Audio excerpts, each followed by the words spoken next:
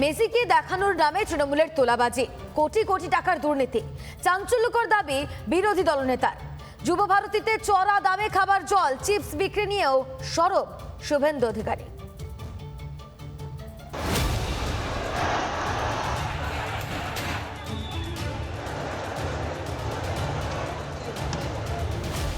জল কত? জল কত? জল কত? 200 টাকার জল খাও। 35 টাকা।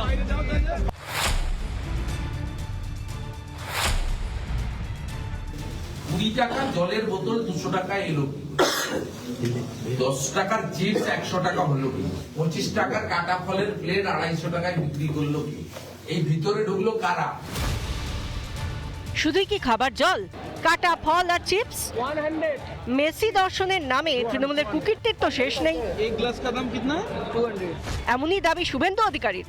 শতদ্রুর লোকেরা কালকে আর লোকেরা বলেছে, আমি খুব দায়িত্ব নিয়ে বলছি যে অরূপ বিশ্বাস 22,000 টিকিট নিয়েছে ওর কাছ থেকে। 22,000 টিকিট তৃণমূলকে দিতে হয়েছে থ্রু অরূপ বিশ্বাস। যুবভারতীতে জলের দাম এত বেশি কেন? 20 টাকার বোতল বিক্রি হয়েছে 200 টাকায়। ছত্রে ছত্রে দুর্নীতি ছড়িয়ে রয়েছে।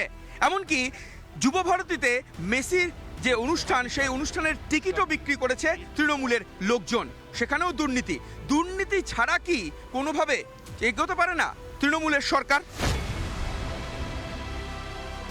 এই টিকিট শুধু বিতরণ যে হয়েছে নয়, বিক্রিও হয়েছে।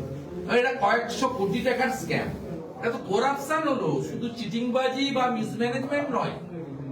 It's a huge corruption, another corruption. Recruitment স্ক্যামের মতো, পোল স্ক্যামের মতো, ক্যাটল স্ক্যামের মতো, ইটস এ মানে স্ক্যাম। যুব ভারতীতে দর্শকদের জলের বোতল নিয়ে ঢোকা নিষিদ্ধ ছিল, আর ভিতরে জল বিক্রির জন্য 30 লক্ষ টাকার টেন্ডার দেওয়া হয়, কালোবাজারি সুযোগ করে দেওয়া হয়। একেবারে পরিকল্পিত দুর্নীতি। তৃণমূলকে দুর্নীতি ছাড়া চলতে পারে না।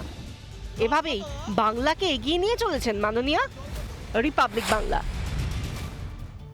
নানা ধরনের কন্টেন্ট দেখার জন্য লাইক করুন, শেয়ার করুন আমাদের ফেসবুক পেজ, সাবস্ক্রাইব করুন আমাদের ইউটিউব চ্যানেল।